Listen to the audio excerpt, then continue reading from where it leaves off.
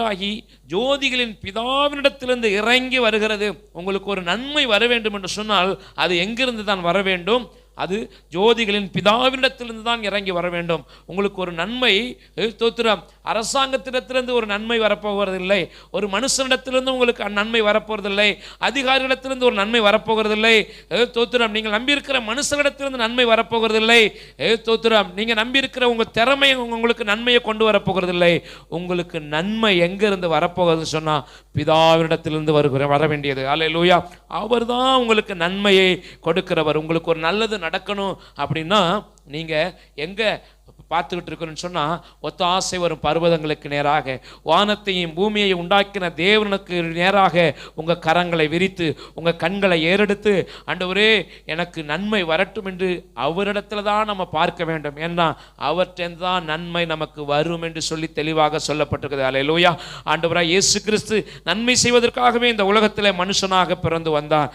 அவர் இந்த உலகத்தில் வந்த பொழுதும் அவர் 3.5 வருஷங்கள் அவர் கிராமங்கள் தோறும் பட்டணங்கள் தோறும் அவர் சுற்றி நடந்தார். எதற்காக? நன்மை செய்கிறவராய் சுற்றி நடந்தார் என்று நாம் வாசிக்கிறோம். ஆண்டவர் நல்லவர். 1 தீமோத்தேயு 6:17 வாசிங்க. 1 தீமோத்தேயு 6:17 வசனத்தில் அங்கே இப்படியாக சொல்லப்பட்டிருக்கிறது, நாம் அனுபவிக்கிறதற்கு சகலவித நன்மைகளையும் நமக்கு சம்பூர்ணமாய் கொடுக்கிற ஜீவனுள்ள தேவன். அல்லேலூயா. ஸ்தோத்திரம். கரங்களை உயர்த்தி ஆமென் சொல்லுவோமா? அல்லேலூயா. ஸ்தோத்திரம். நாம் அனுபவிக்கிறதற்கு சகலவித நன்மைகளையும் நமக்கு சம்பூர்ணமாய் கொடுக்கிற ஜீவனுள்ள தேவன். அல்லேலூயா. இந்த வசனத்தை நீங்க ருசிங்க. ஸ்தோத்திரம். அந்த வசனத்தை நீங்க ருசிங்க, அப்படியே புசிங்க. ஸ்தோத்திரம். உங்க ஆவிக்குள்ள கொண்டு போங்க. ஸ்தோத்திரம். நான் அனுபவி சகல நன்மையையும் சம்பூர்ணமாய் கொடுக்கிற தேவன் அவர் ஜீவனுள்ள தேவன். அல்லேலூயா.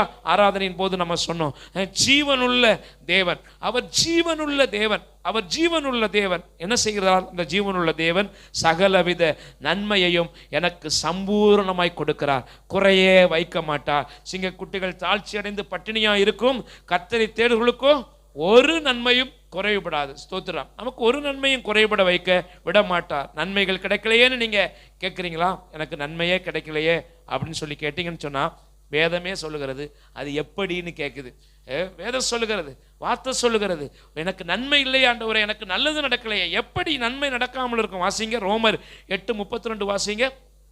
ரோமர் 8:32 வசனம் எப்படியா சொல்லுகிறது? தம்முடைய சொந்த குமாரன் என்றும் பாராமல், தம்முடைய சொந்த குமாரன் என்று பாராமல் நம்ம எல்லாருக்காகவும் அவரை ஒப்பு கொடுத்தவர், அவரோட கூட மற்ற எல்லாவற்றையும்